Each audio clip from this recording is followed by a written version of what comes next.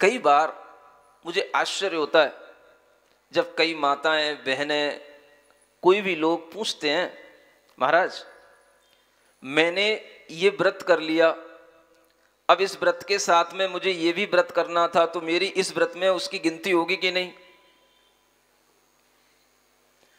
मुझे ये समझ नहीं आता, ये गिनती लगाने का, ये गणित करने का, ये गिनने का, ये किसके लिए गिना जाता है?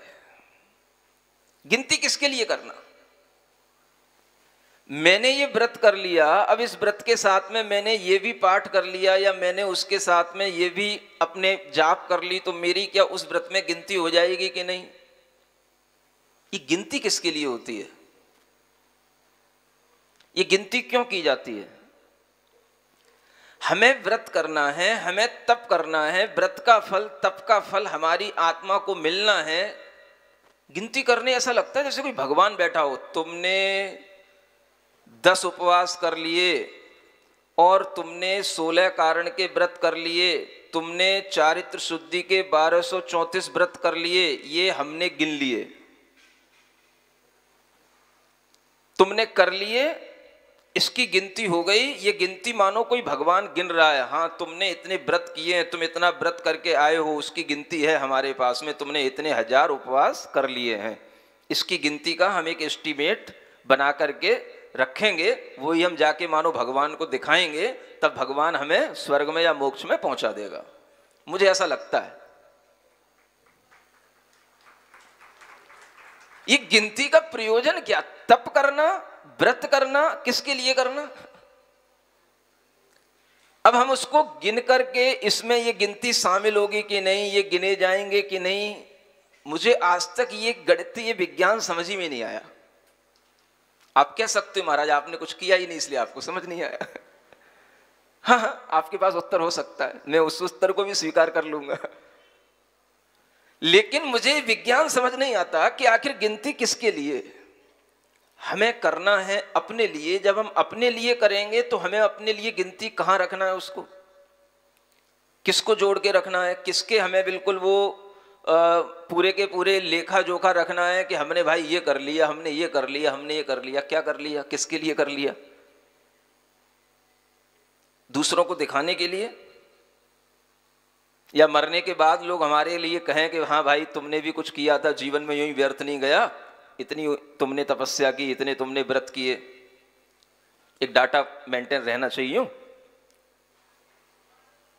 हमारी दृष्टि है कहां, हमें समझ नहीं आता। हम किसके लिए तपते हैं, हम क्या कर रहे होते हैं? हम समाज के अनुसार चलते हैं कि अपने ज्ञान के अनुसार चलते हैं? हमें यह भी समझ नहीं आता।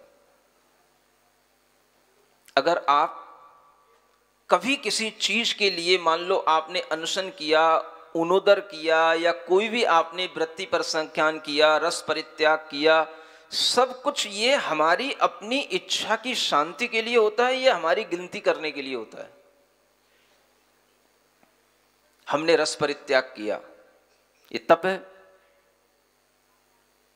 कितने रस को छोड़ दिया? मैंने 6 रसों को छोड़ दिया। जब 6 रस छूट गए तो अब आपको उन रसों से रहित होकर के अपने में कोई रस आ रहा है कि आपने केवल 6 रसों को छोड़ दिया? इतना ही आपको ध्यान बना हुआ है कि हमने 6 रसों को छोड़ दिया।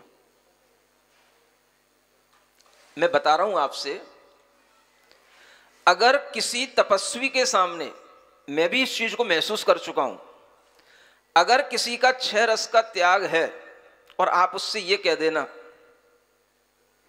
आप तो सब रस लेते हो, आपका कुछ त्याग व्याग तो है ही नहीं, नहीं समझे?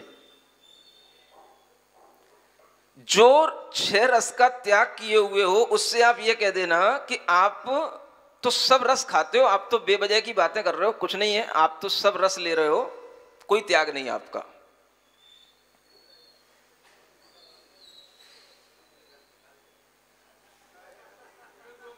क्या कह रहे?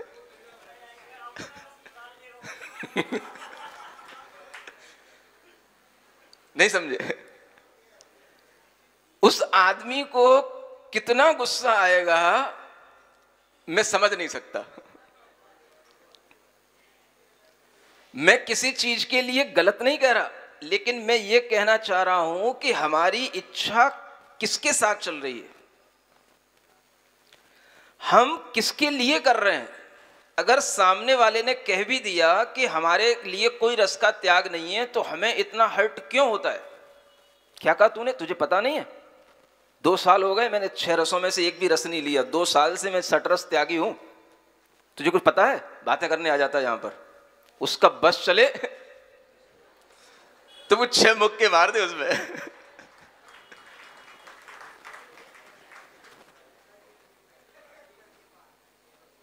आप करके देखना इस चीज को, दूसरों के लिए नहीं कहो, किसी के लिए हमें कुछ कहना नहीं है, आप स्वयं अनुभूत करके देखना।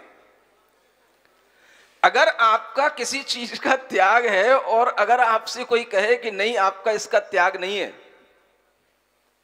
तो आपके अंदर क्या घटित होता है? ये मैंने भी महसूस किया है। मुझे तब समझ में आया कि ये मैं क्या कर रहा हूं, और ये आदमी को समझ में आना चाहिए किसके लिए कर रहा हूं, क्या कर रहा हूं। ये अगर हमारे अंदर घटित होता है तो हमें समझना चाहिए कि हमारा त्याग किसके लिए है। गिनती के लिए है, दूसरों के लिए है कि दूसरा कहेगा तुम सटरस त्यागी हो तभी मैं त्यागी होऊंगा। मैं अपने मन में कि ना किसी को बताए सटरस त्यागी नहीं हो सकता क्या? उस त्याग की क्या गणना महाराज, उसको कौन जानेगा, तुमने त्याग किया। ये भी एक साधना हो सकती है, इसी को कहते हैं आध्यात्मिक साधना।